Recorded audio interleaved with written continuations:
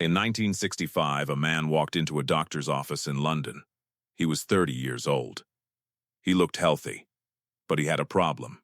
He could hear voices, voices that no one else could hear, voices that came from the dead. The doctor asked him, "What do you hear?" The man replied, "I hear them every night. They whisper to me. They tell me their secrets. They tell me their regrets. They tell me their pain. They will not stop." The doctor was skeptical. He thought the man was mentally ill. He prescribed medication. It did not work. He tried therapy. It did not work. He tried hypnosis. It did not work. The man could still hear the voices. He told the doctor, "They are not in my head. They are real. I can feel them. I can sense them. They are everywhere. They are in the walls. They are in the floor. They are in the air." The doctor referred him to a specialist, a psychologist, a man who studied the supernatural. The psychologist was fascinated. He spent months with the man. He listened to his stories. He recorded his experiences. He tried to understand. The psychologist asked him, "When did this start?" The man said, "It started when I was a child. I was 7 years old. I was playing in the garden. I heard a voice, a woman's voice. She said, 'Help me.' I looked around. No one was there. But I heard her." The psychologist asked, "Did you help her?" The man said, "I tried. I followed the voice. It led me to an old tree. I dug under the tree. I found a box. Inside the box was a letter. It was from a woman who had died years before. She had written it before she died." The psychologist was amazed. He said, "What happened next?" The man said, "The voices never stopped. They grew louder. They grew clearer. They told me things, secrets, things that no one else knew. I could not escape them." The psychologist asked, "What did they tell you?"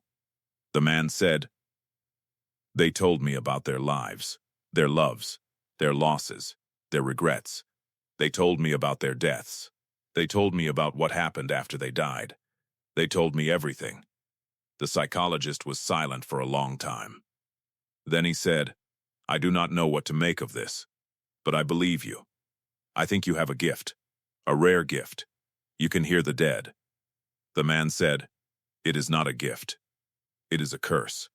I cannot sleep. I cannot rest. I cannot find peace. They are always there, always whispering, always asking, always begging." The psychologist asked, "What do they want from you?" The man said, "They want me to help them. They want me to tell their stories. They want me to give them peace. They want me to set them free." The psychologist said, "Then help them. Tell their stories. Give them peace. Set them free." The man spent the next year writing. He wrote down the stories of the dead. He filled hundreds of pages. He wrote about their lives, their loves, their losses, their regrets. He wrote about their deaths. He published a book. He called it Voices from Beyond. It became a bestseller. People were fascinated. They wrote to him. They thanked him. They told him their own stories. The man found peace. He still heard the voices, but they no longer tormented him. They had become his purpose. They had become his mission. He died in 2005. He was 70 years old. He had spent his life helping the dead find peace. He had helped thousands of them. And he had found his own peace. In his final interview, he said, "I have heard the voices of the dead for 60 years. They have told me their secrets. They have told me their pain. They have told me their regrets. And I have helped them find peace. I have done what I was meant to do." Now let me ask you something. Do you believe in the supernatural? Do you believe that the dead can speak to us? Do you believe that there is something beyond this life? The man in our story heard the dead. He spoke to them. He helped them. He gave them peace. And he found his own peace. I have thought about this story for a long time, and I have come to 3 possible conclusions. First conclusion: the man was a medium. He had a rare gift. He could communicate with the dead. This is something that has been documented for centuries. It is real. It exists. Second conclusion. The man was a fraud. He invented the voices to gain attention. He wrote the book to make money. He was a charlatan. Third conclusion. The man was a man. He heard something that no one else could hear, and it changed his life. I do not know which conclusion is correct. Perhaps all of them are.